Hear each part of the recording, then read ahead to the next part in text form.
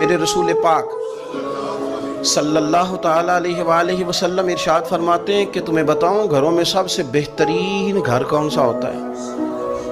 او میرے بھائیوں، وہ کتنا کو بہترین گھر ہے جسے مدینے والے رسول نے بہترین کہہ دیا ہے۔ فرمایا تمہیں بتاؤں نا گھروں میں بہترین گھر کون سا ہے؟ ہم سمجھتے ہیں ٹائلیں اچھی ہوں، کمرے ہوادار ہوں اور کچن انواع اقسام کے کھانوں سے بھرا ہوا ہو، سین اچھا ہو اور جناب ہر چیز کی سہولیات گھر میں ہو، امن ہو، سکون ہو۔ نہیں، حضور فرماتے ہیں مجھ سے پوچھو نا بہترین گھر کون سا ہے؟